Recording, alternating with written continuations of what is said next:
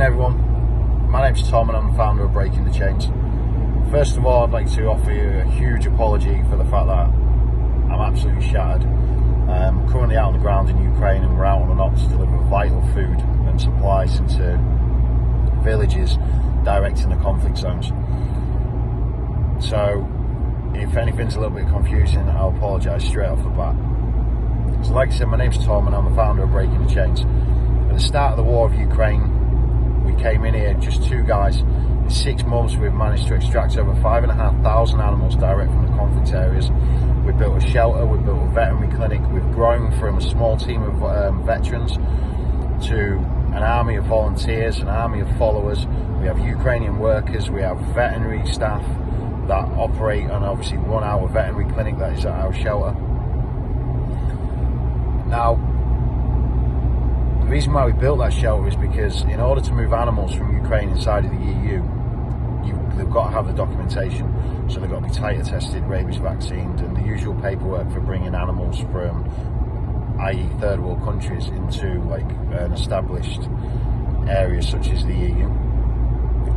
But that comes with its own challenges. And one of the biggest challenges is actually finding homes for cats. That's one of the biggest things that we struggle with.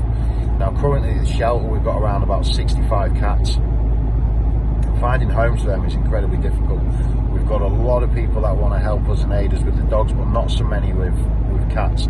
So we'd like to give a huge thank you to Homeward Trails for stepping up to the plate and being willing to take on and help us adopt out and help us rehome these animals, because that is exactly what they deserve, a loving forever home.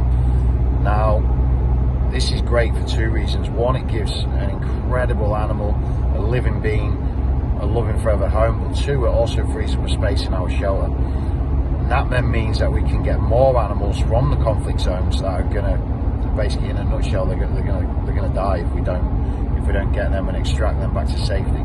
So by rehoming these animals, we're freeing up space to be able to save more. One of the other things that I want to mention is currently one of the things that we're doing now, the need for food inside of these conflict areas. Now, unfortunately, there's not a lot of people that can get inside them. It's incredibly dangerous. The army's working and operating around there. As you can imagine, their priority is A, obviously combating the Russian invasion, but also B, getting humanitarian aid and supplies into the local civilians that have stayed behind. Now, one of the key things that we do is we get that food into these locations that very few will go and very few can go. We get the food in there and it prevents obviously animals from starving. Now with winter coming, there is a vital need for us to get as much food into these villages before the weather sets in. Ukrainian winters are incredibly cold and it almost makes it impossible to pass certain roads, especially over to the east of the country, direct where the conflict is.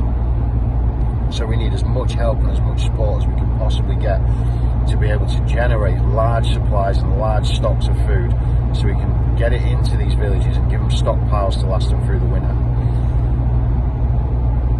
Last of all, I'd like to thank you all again from the bottom of my heart for A, listening to this, B, offering support and showing your support, and obviously for helping animals wherever it is around in the world, because you're all animal lovers and obviously they need our help, they need our protection, and the more we can work together in every aspect of animal welfare around the world, the more we can do. Thank you. Bye-bye.